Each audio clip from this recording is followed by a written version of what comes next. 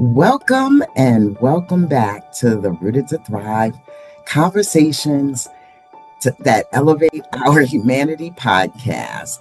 It's your girl, Rochelle, aka Professor P. Now, today we have a Dr. George James, who's a psychologist, licensed marriage and family therapist, CEO of George Talks, and author of I Give Myself Permission. Take risks, be imperfect, live boldly. I just love the title of that book. So, George and I actually both support nonprofit chief executives in the greater Philadelphia area. And we haven't had an opportunity to really sit down and have a long conversation. So, today is an extra special treat for Yes. me. George, thank you for agreeing to have this conversation. How are you being today? Well, thank you so much for the opportunity. I'm looking forward to our talk and our time, and I'm in a place of gratitude and also checking my own ambition. Right, so like my ambition is always high, and if I don't check it, it can also make me feel like I'm not doing enough. And so when I'm grateful, I'm able to see all the things that I've been fortunate and blessed to do while still having that ambition and not letting it drive me crazy or drive me to the place where I'm missing the point that I have been able to be of impact. And that is such a tremendous honor. And so Yes. that's the thing I'm always grappling with, and how and what I feel right now. My gratitude and putting my ambition in check, not putting it away, but all putting it in check. I love that. Put your ambition in check. I'm already learning. Yes. And you said that you want to be grateful, remain grateful for the impact you've already had. Yes, Yes. yes. I appreciate that. I think I needed to hear that. Okay, we're done. No. We good. Hey, look, I needed to say it because the more I say it, the more it holds me accountable. And I was just even having a conversation with someone recently. You and I, we coach leaders and we coach other folks, and even an entrepreneur who is really working a third job, like their entrepreneurship is their like second or third thing. And I was like, it's okay if you take a break or step away, but when you have high ambition, the thought of stepping away feels like you quit, like you're a failure. And I'm like, whoa, whoa, let's look at all the things that you've done just this year, not to mention all the previous years. And that's something I have to keep telling myself. Like, let me be grateful. I tend to be a grateful person, but I have to also intentionally make sure I lean into it to say, like, I've been able to do things that I know my parents are proud of. I've been able to do things that I might not even I maybe had the thought one day, but didn't know it was gonna be now, right? Right. And so being grateful for that and still pushing, still pushing forward, but Mhm. also knowing that when I push forward, I don't want to push forward from the mindset that I failed or I didn't do enough. That I'm pushing forward from a place of I'm grateful, I have been impactful, and I believe there's more. Yes. And I'm sure our conversation is going to lead us back to this point too, but you really are preaching to me today. Yeah. It's like as an entrepreneur, am I doing enough, Yes. right? Giving Constantly. yourself permission to rest Yes. at times when your body is saying, "Oh, you better rest," and you're fighting it. Yeah. Yeah. Yes. So I definitely appreciate that just personally. So I know that's going to bless somebody else Thank you. today Thank you. already. So let's just jump in. And before we get into our topic today, just tell us a little bit more about yourself. I mean, you told us something, you've let us deeply in already. I know. I can't help but jumping in deep. So, Uh-huh. as you mentioned, I've been in the mental health field for 25 years as a licensed therapist, in particular, licensed marriage and family therapist. And along the way, I've gotten a few degrees. I've been in school for a little bit, where I got my undergrad, and then I became got my master's in therapy, then doctorate in clinical psych, and then I went back and got my MBA. And so, education's been a big part of my life. Some of that, a large part of that, is because both of my parents didn't. They didn't have a college degree. They didn't have a high school diploma. My father couldn't read. My mom tried for her GED and failed by a few points. And they always told me and shared with me that they believed education was a path forward, and that's what I've done. And two immigrants from Jamaica that came to these states, and so that's a huge part of who I am. My culture as a black man, as with Jamaican heritage, my faith, and my work, and so that's just allowed me to do so much over the years. So not only as a therapist, but as a coach, as a speaker, and as a consultant. And then this year, being able to release my first book to the public, solo project book, traditionally published, called "I Give Myself Permission," as you mentioned. And so I'm just grateful. I'm grateful for that. I get to do stuff that I enjoy. I get to impact people. I get to see people grow and thrive. And I get to, the things that I tell people, there's two main things that I really are part of my focus and purpose, is that I would get to be impactful to people, and I get to be impactful to my family. Being impactful to people is me going out and doing all the things I get to do, whether it be one-on-one or me to speaking to many. And impactful to my family, spending time with them, connecting with them, traveling with them, and they both work coincide. They coincide with each other. The more I go do that, the stuff out there, not only do I learn and grow, but I get paid, and I get to come home Yes. and get to do things with my family that I didn't get to do when I was growing up. And so those are the things that really drive me in my career. And there's been so many things that I've been able to do, which is why I just want to continue to stay in a grateful place, in a place of gratitude. Yes, I love it. Thank you. So, that easily leads into my next question for you, which was what led you to doing this work? You've talked about education being a high priority, so that's one Yeah. thing, but you specifically chose mental health Hmm. primarily Yeah. or at first. And it seems to me that you have a focus on anti-oppressive and culturally competent practice as Yeah. well. Yeah. So, what led to Yeah. that? So thank you, and it's a really great question. For me, I mentioned, like you said, education being a good part of it, and I mentioned also faith, right? So for me, faith being the belief that for me, God is orchestrating my steps, and that as a connection to my faith, that I'm living a life of purpose.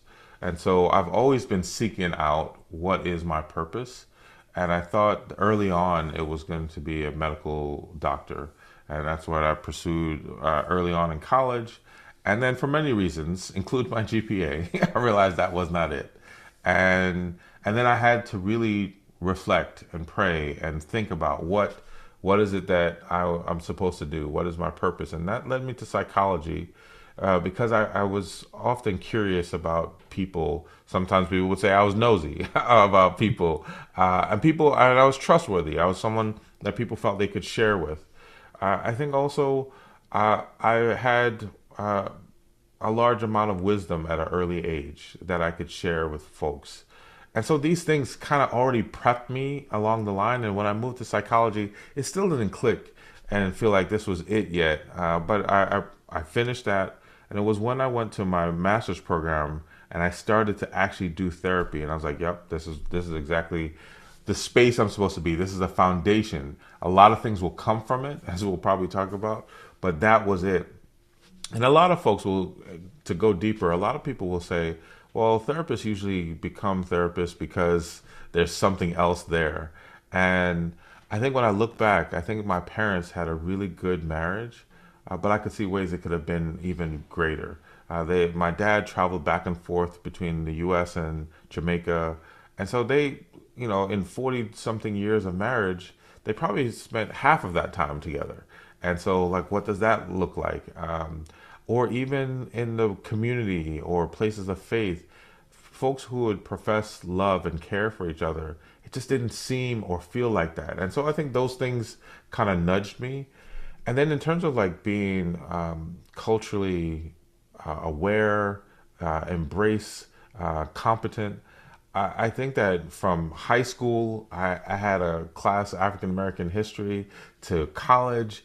I was an Africana Studies concentration, and I remember this class where we looked at even like oppressive and slavery and oppressive practices and slavery from a multidimensional perspective, from English, from history, from all these aspects. And then when I got to my master's program, it looked at contextual variables. How does race, class, gender, sexual orientation or identity, faith, ability impact who we are? And that's just the way I think about people and my work, is that the context that we are in shapes what we feel and what we do and the experiences we have. And so I do believe that people have experienced racism. I do believe people have experienced sexism. And I believe their stories and I support them. And then I try to help them in how they navigate whatever they need to in their life. Okay, thank you. Yes, context matters. Yes. And you believe people when they say they're experiencing something. Yes. And, and it sounds maybe like funny and like, of course you believe. So Mhm. many therapists, so many people that you go to, medical doctors, mental health practitioners, social work, whomever, don't believe people when they tell them their real life stories. And that is so hurtful, and it just destroys people to feel like I've come to you for help and support and you're questioning me. Are you sure that happened? Or could it be something else? Even if you need to ask that question, you don't start that way. You start Right, with, I'm sorry that happened to you, or tell me more about what that means for you, or how have you navigated that? And then if you need to really ask those questions, you can go there. But you don't start that way. And so many folks do that. right. Because they're often, as far as I understand it, often not examining their own context, They're not. right? And recognizing how they have already been set up to believe you're lying.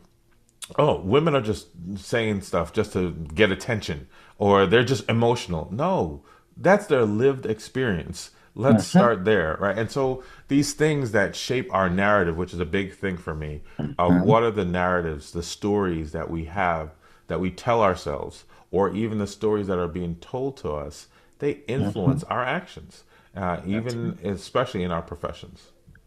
we should write a book together. Listen, talk a book. There we go. There Because we go. I could go on all day about this. Wow. Anybody who knows me I love it. and who listens to this podcast understands. Just believe people. Yes. Yeah, it comes from there. Yeah. And also understanding that difference is valuable, Yes. which is something, at least in American culture, or, United States American, and many other cultures, has been demonized, right? Yeah. Like that difference means something bad or something that you just won't ever understand. And, it's a Yeah. deficit in some way versus something to be valued and Yes. understood. Yeah. Yeah. It's been simple for a long time, but us lovely humans complicate it. And Yeah. that's how this podcast was born. Let's get some of Mm, this stuff uncomplicated. I love that. And I So, love that you're doing that and helping to people just to think about it and to break it down and to just to listen. And so that's so yes. important. Yes, and from people from all walks of life. Hmm. Yes, you have all the degrees, and I love that you do have all the degrees, yet show up authentically human, Thank you. not the expert. And we'll talk some more about that. Like the expert, but not the expert, Yeah. Yeah. That's right? been that's been important to me. Like, Yeah. you know, as I mentioned, my parents not having formal education, but they were so smart and wise and uh, impactful in so many ways, changing lives by just the way they showed up. Mm-hmm.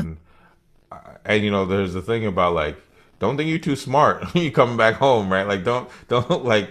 There's a way that you show up and you respect the people who have been in the place, who have done the things, who did the second and third shift, who did the overtime, so that you could eat and not even know. Like, I think about my parents not having money, yet every Sunday we had people over and they ate well. They had seconds. And like now going to the grocery store, I'm like, no, you're gonna get half a plate, right? Like just to think about that. And so Yes. it is really important for me as much as possible that I don't lead with my degrees. I mean, you're gonna see it, it's there, but Mm-hmm. I want to lead with humanity and humility and just the experience that I want to know your story and hopefully you want to hear mine. Mm-hmm. Yes. And, you know, everybody, it's just like even every researcher is not a good teacher Yeah, yeah, or speaker, yeah, or, you know, like the yeah, list could go on. The degrees are not there for that. And a lot of people think that, well, because culture has elevated people because of it, like as if someone is better yeah, than someone. It's like, no, I know something different. yeah. You know something different. That's You right. may have done some research to look at patterns across, you know, Hmm. several people, you know, several environments where the average person is not doing that, Yeah. right? They, you Right. know, Right. like that's all. Yeah. Okay. But does that make you better? No. It's Hmm. that what you uniquely were designed to bring into this world through your purpose, right? Why you were created can be expressed that way. Yes. It carries some letters with it, Yes. you know, it in short. And listen, I give my people their props. Okay. Yes, put a handle on it. If Right. the doctor is there, we're gonna call them Doctor So and so. Right. However, it doesn't make people any better than others, No. No. you know. Not at So, all. And that's not the environment I want to mhm, live in. That's not the environment I want my children. I want them to mhm, work hard. I want them to mhm, have aspirations or ambition, right? A big part of me. mhm. But also to know, like, no, if you need, you could sit on the floor and be with someone, right? Like, you can be present in lots of ways. And we're not that far removed from Mm-mm, that. And mm-mm. so like you're living a life that we are grateful to live, and That's right. also to know there's lots of people who sacrificed and paid and paved the way for us to be here. Yes, indeed. So yes, with that in mind, let's talk a little bit about giving yourself permission. So what does that mean? Yeah, Like beyond self-help language, what yeah. does it look like in everyday life to give yourself permission? You know, it's one of those things that, yes, it's one of those phrases that can come up in the self help, mental health, coaching environment. You know, you should give yourself permission. Or you sound like you're not giving yourself permission, right? We can say these things, and it's true. What I've realized in my work and connecting with people across the country, outside of the country, like just on my in my work, is it starts with what we tell ourselves. It starts with the narrative. I maybe didn't apply for that job because I didn't think I could get in or I would be a good fit. Or I didn't apply to go to that college because I thought those people go to that college. Or I didn't start the business because I felt all these other things. Or I didn't take the moment to listen to my body and take a day for rest because I told myself if I don't work, I'm not worth anything. Or these messages that we've heard. I've heard countless people say to folks, tell me in my talks, in my just interaction. You know, one thing I've heard, and you probably heard this too, where someone has said like, yeah, they grew up hearing like, don't be lazy, and so they worked. And if they stopped, if they sat down for 5 minutes, they would feel they're doing something wrong because immediately they would be thinking, I'm lazy. The mindset, the narrative, and as a result, You can't give yourself permission to play. You can't give yourself permission to take a nap if you think that you're being lazy. You can't even give your kids or grandkids or nieces or godkids or the people you coach or mentor, you can't give them opportunity to do that because you don't want them to be lazy. Right. That's right. And it's just unconscious, right? We're Yeah. doing it because that's something we Yeah. internalized and often at a young age. And so that's part of Yeah. giving Mhm. yourself permission is going Mhm. to the root and doing the work and paying attention to the story that Mhm. becomes the barrier. And what I've realized in my work is that I think there are at least four major barriers that keep us from giving ourselves permission. One is what I call societal stress, just the things that we deal with, worrying about money, taking care of family, navigating relationships, headlines, just lots of different things, right, that we feel on a day to day basis. Two, I talk about leadership stress, the pressure and unique stressors that you feel as a leader. And I mean leader at work, whether that be title or influence, leader at home, and what you do for your family, leader in the community, leader in places of faith. We are many of us are leaders in ways.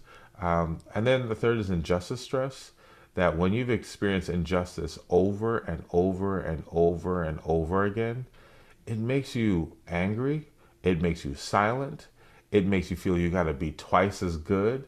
Like all these things, which means you are not necessarily giving yourself permission. And then the fourth area is the things we learn from our family.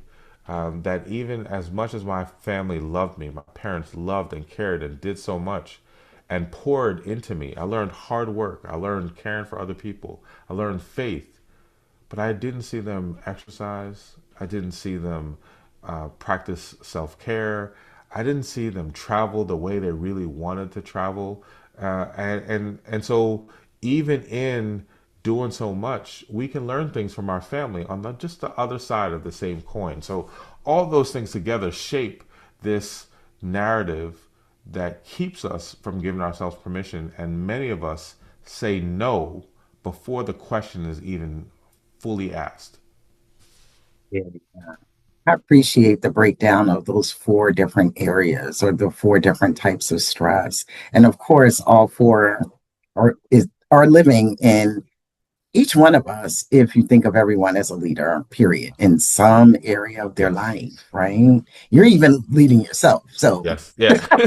Hopefully. Yes. right, Right. right, hopefully. Yeah. So, it's real important for people to hear what you're saying because I think there are, well, not even I think, I know there are people out there who know everything that you just said. They know that they have all of those stressors, and they also know that they are examples for the people that they're nurturing in Yeah. their lives, whether they're an educator, leader, parent, caregiver of young children, children. They know it, but knowing's not enough. Yeah. Yeah. Yeah. So, can you talk to us a little bit about someone who, I don't know, maybe there's a step before this, but I'm thinking about this person that is aware. Like maybe there's a step to self awareness for people who are not even there, but there are some who are. What are some of the things they can do to help themselves shift, Mm-hmm. begin to give themselves permission? Like real practical ways, because I mean, people don't know how. Yeah, no, you're right, and what I've found, which is why the keynote that I've been doing for the past 5 years, what a major part of what I do is helping people build awareness. That Mm-hmm. when I start to talk about societal stress, everyday things, and I literally put like 24 things on a slide for them to see, and it's a lot and it's overwhelming, but I do it on purpose because people don't realize. Oh yeah, the changing of the season that did impact me. Oh yeah, the my kids and all the time they ask me for money that does impact me, or the fact that like I'm still trying to navigate COVID and figure all that stuff out. That all these things are stressors, and because we're just always on the go, we push it down and we don't even recognize it's there. So I help to build awareness. And it's hard and it's heavy and it's emotional because now that thing that you found a way to ignore, it's right there in your face, and that's difficult. So that's the first thing, is building that awareness. And to your point, some people are aware and they know. And then, so the next part is, okay, now that we have some awareness, now we understand the roadblocks, the barriers, what is it that you might want to give yourself permission to do? And for some people, it's to start the practice. For some people, it's to tell their story. For some people, it's to spend some time with a loved one. And then from there, once you can clearly identify just one thing to start, then I want people to start at the smallest step. And you know this, right, from our work. Sometimes we try to jump too far. we go to the, all right, I want to go to the gym 5 days a week for 3 hours. Yeah. No, you're not. Yeah. You No. barely have 2 minutes, right? Okay. Right? You're not going to do that. Um, but if we can find the smallest step or the first domino, maybe that can get us going. But I think that a lot of times when people try to get people to make changes, they just start there. They start at the start small, which is important, but they don't back up to the mindset. They don't back up to the what is going on in their life. What is the historical context? What is the relational context that fuels their ability to make that small step or not? And so that's where Mhm. I try to help people, is that we got to at least acknowledge the mindset and the stressors. And once we get there, then we can find a small thing to start, and then hopefully then add some accountability and support, and you're on your way. Okay. Now, if you're not around, right? Like, so they don't have you there Yeah. to help them build awareness, or, a coach or some other, therapist, some other helping professional that works in this area. Could that person, who needs to understand that their barriers, right? Is there a question they can ask themselves Yeah. before the question, what might you want to give yourself permission to do? Yeah. No, Because that's that's, a yeah, that's about what they've become aware of, right? yeah, and I think So, that what I've recognized, and even like earlier today, I was in a conversation about this. Sometimes we will feel, let's say, down or sad, or that we're not doing enough. Those are usually some signs to say, hey, well, ask yourself, what else is that connected to? Or like, why do I feel that way? And so earlier, when I asked, it was, well, I feel like I should be doing this. I feel like I'm not doing enough. And then that's where we start to realize, oh, well, maybe you need to give yourself permission to let it go, or maybe you need to give yourself permission to let go of other things so you could focus on that. Like, it's recognizing that there's some feeling that you have, maybe even some thoughts, and they can be triggered or brought up by lots of things, by TV, by music, by conversations, by just other things in your life. So if you or I are not there, I would encourage people to pay attention to what you feel and what you think. And then maybe if you're willing to ask yourself, why am I feeling this way? What else is connected to this? How did I get here? And then when you start to say things like, I should be doing this, or I'm not doing enough, or I'm not, this or whatever, now you're getting into the story you've told yourself. And then that can help you build some awareness. yes, definitely. Now, we want our folks to definitely leave this episode uh, with a little more insight about that perfectionism Yes. that we talked about, right? And we know that many leaders, educators, healthcare professionals genuinely want to create equitable environments, but they're afraid of saying the wrong Yeah. thing. Uh, there are a number of fears that many people experience. How does perfectionism get in the way of progress, especially for these people in helping professions? Yeah, on one level, there Mhm. is real beauty in getting things right and doing things well. And I do believe there's a difference between excellence and perfectionism, but Okay, let's talk about it. it's very subtle, and Mm. sometimes it can even be more internal, right? Like the perfectionism, sometimes we feel like we have to be perfect or we have to be perfect all the time. And now, granted, there are some situations you got to get it right, right? Like if you are building a machine like that could really be like hurtful or destructive, like you need to get all those things right, right? Like Right. it does not need to malfunction, right? Mhm. At the same time, there's many of us who we will put that perfectionism on us, and once again that could be part of context, right? Or I could have gotten to this place, I had some internal pressure that I needed to do well, but that wasn't from my parents. But I know there's some places where people say, well, they feel that they feel they have to have the straight A's, they have to have the right job, they have to have the right spouse or partner, and that gets them to the place where they're not fully living and being themselves. And so, perfectionism, we sometimes get so focused on ourselves and what we are doing versus the actual impact or the way that other people can get something out of it. Excellence is saying, you know what, I want to do a good job and I want to work hard at this, but it's okay if I take a break. It's okay if I ask for help. It's okay if I maybe decide to do something different. Excellence can be all a part of that. And I think sometimes we give ourselves permission to try to be perfect and we never meet it. So then we always feel unfulfilled versus giving ourselves permission to work hard and try to be excellent and to get the support that we need to get to whatever result we're getting to. Yeah. Do you think that a lot of people who experience that internal pressure, especially like to have all the answers to get things right or do them well right out the gate, like is there any pattern you've seen among people in terms of the reason why some people are like that?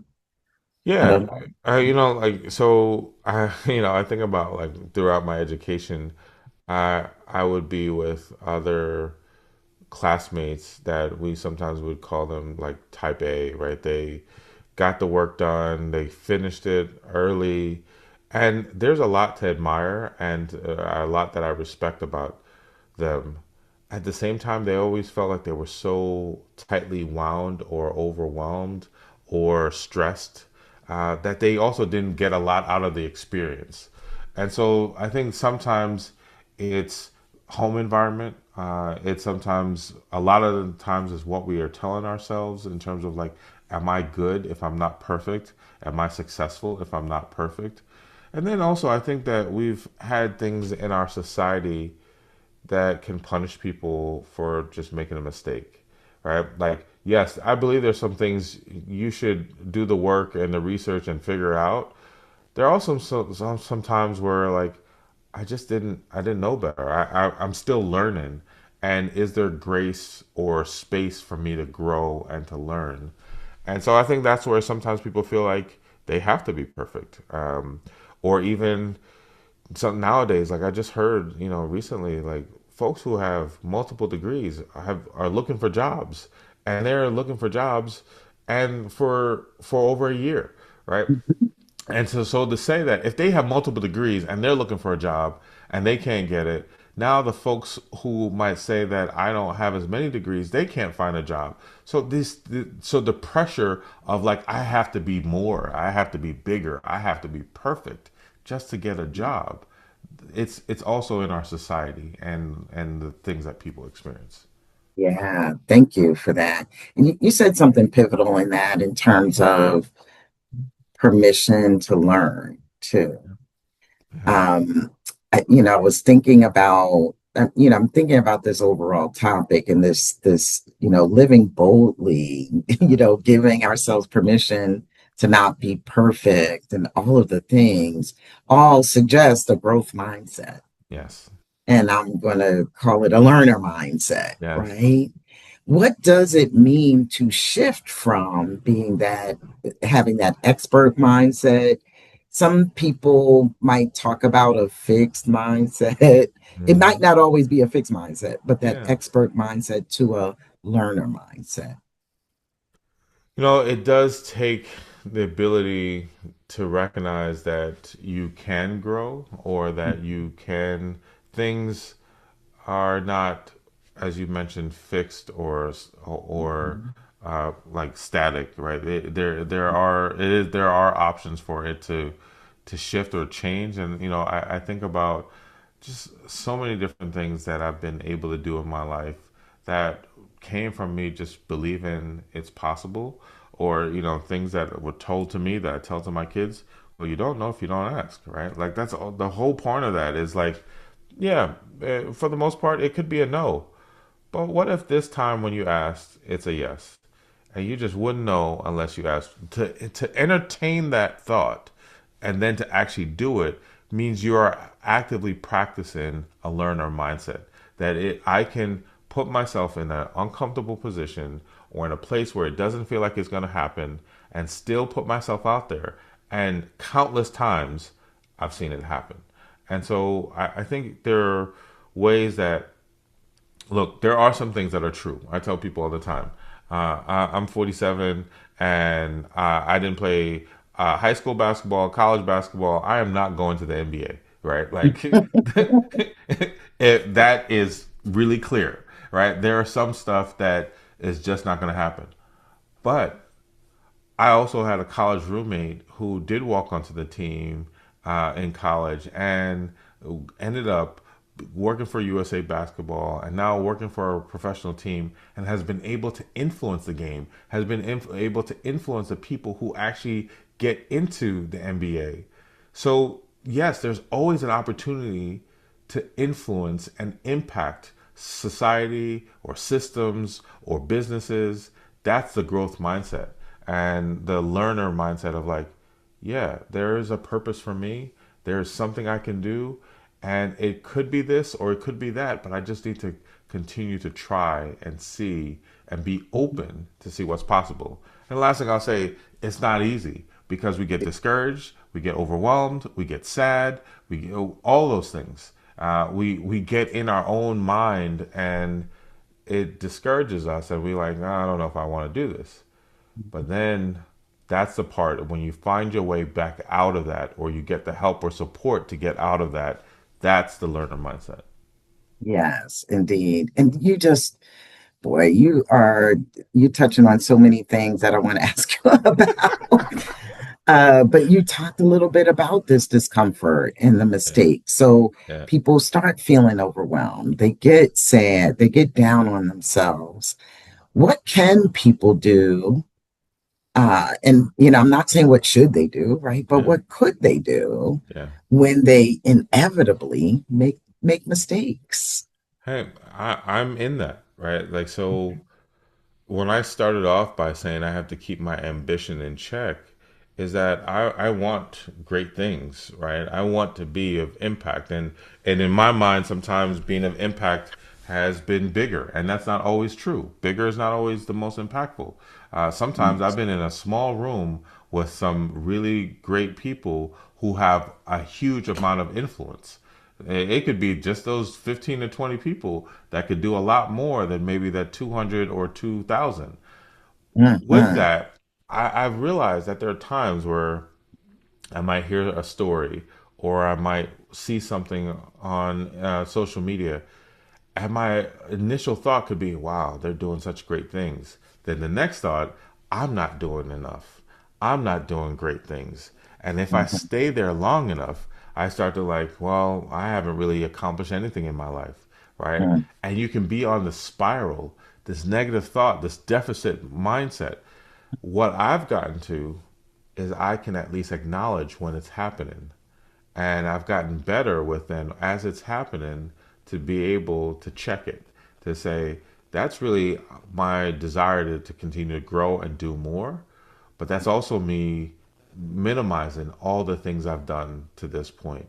And I got to be Yes. grateful for it. And so that's where, when I'm in that place, it quiets that negative voice and that negativity and allows me to stay in a place of like anticipation, of learner, of just knowing, even if I don't, what I've done today to this point has been great and a blessing, and that's where I'm going to stay.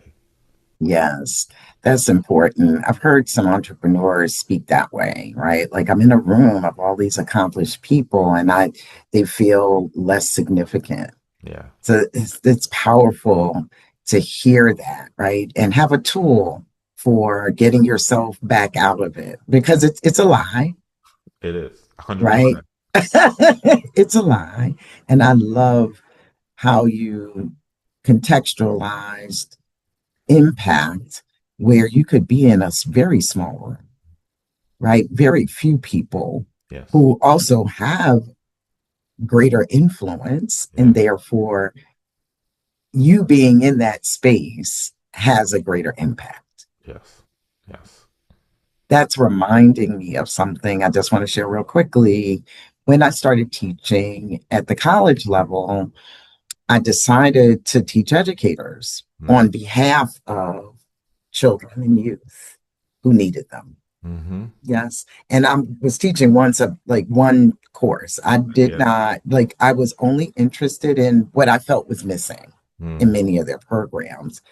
And it looks something like the sociology of education or cultural foundations, like a Okay. lot of educators not knowing about the societal issues Mm. Yep. that are impacting people's lives. Mm-hmm. So when they see a person in front of them, they often think it's that person's fault. And they inherit that because people before them say that Yeah.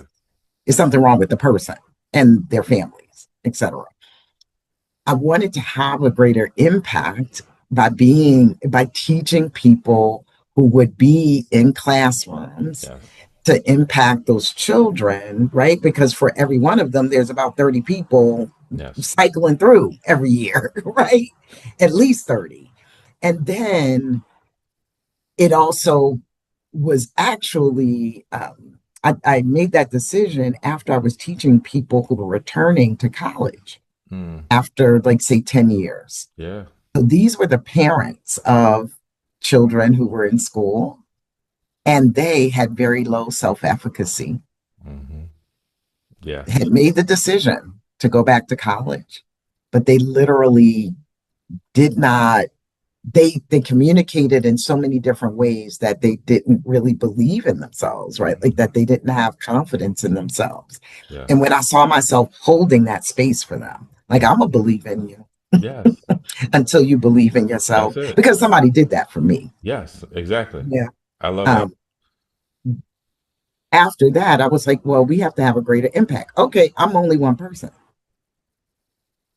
So I'm going to get in there one Mm-hmm. classroom at a time, but I can get in there, right, and have 30 students in my class Yes. or 10 people in my class who are in service teachers. That was the other part that I was teaching at the graduate level. Mm-hmm. So I had people who are already educators Mm.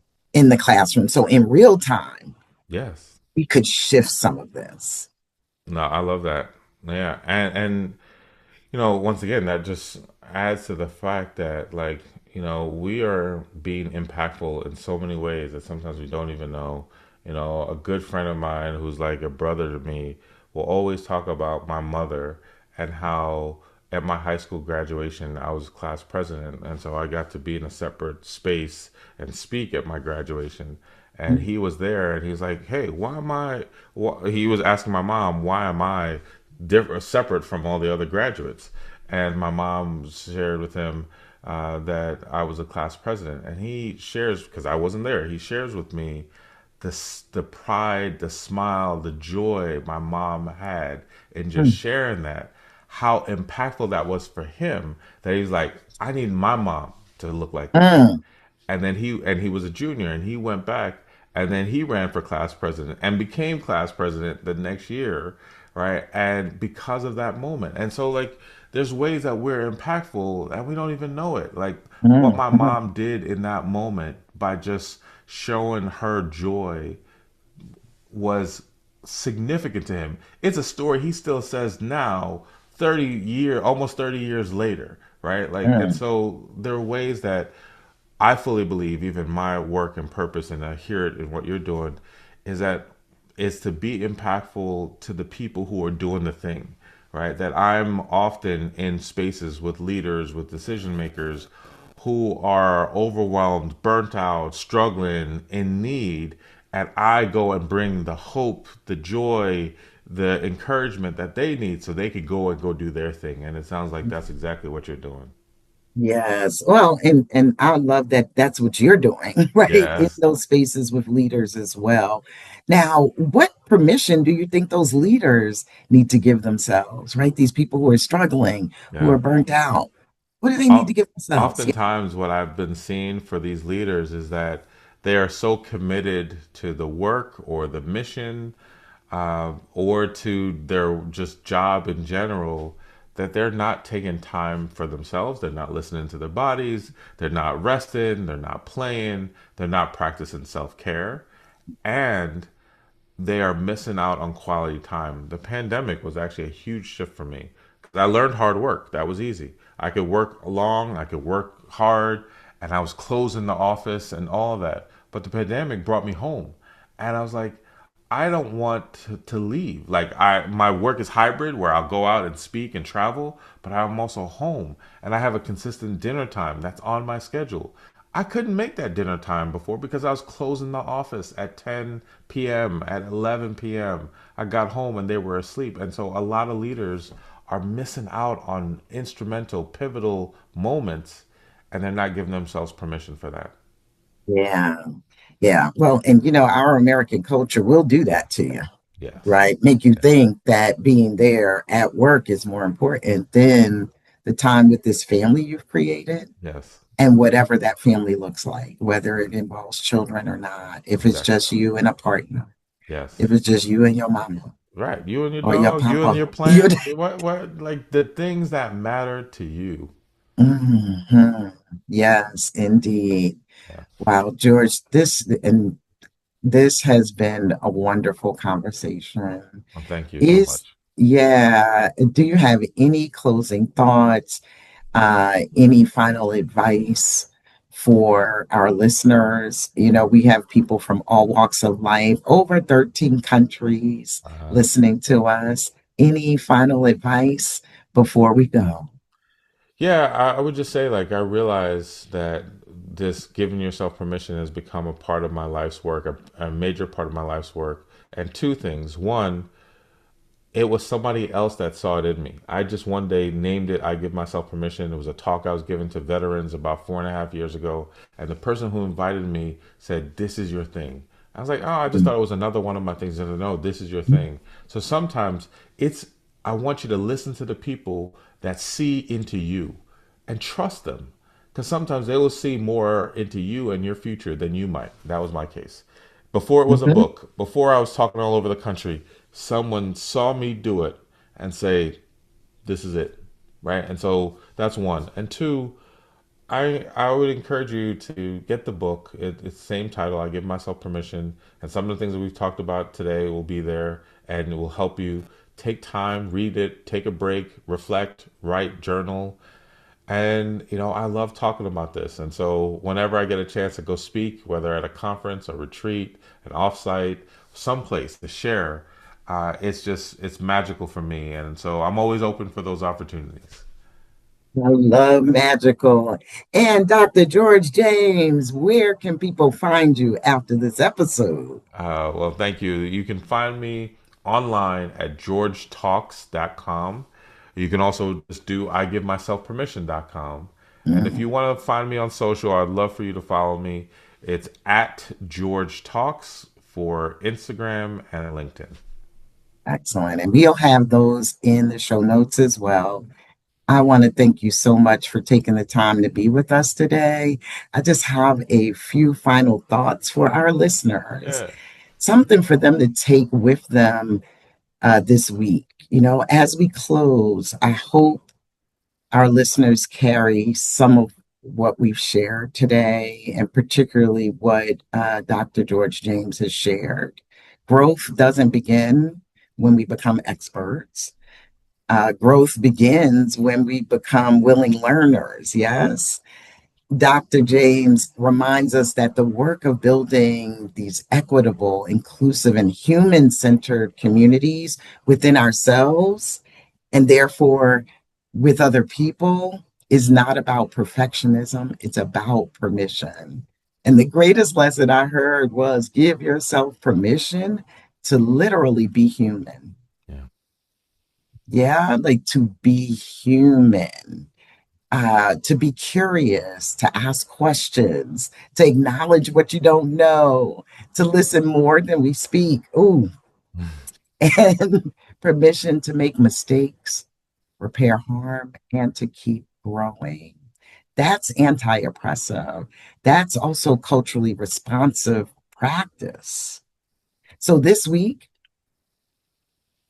think about where is perfectionism keeping you from growth?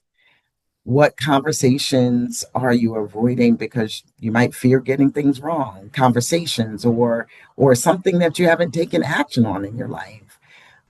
What are you avoiding because of fear of getting it wrong? What assumptions need closer examination? What do you need to listen to more deeply? And what permission do you need to give yourself in order to become the leader, educator, healthcare professional, person, human being that you aspire to be? Okay? Because when we stop trying to be perfect, start committing to growth, we create space not only for our own transformation, but for the flourishing of everyone around us.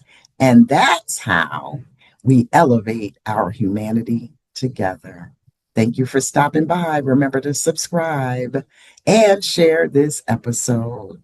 See you again next time, Rooted to Thrive Tribe.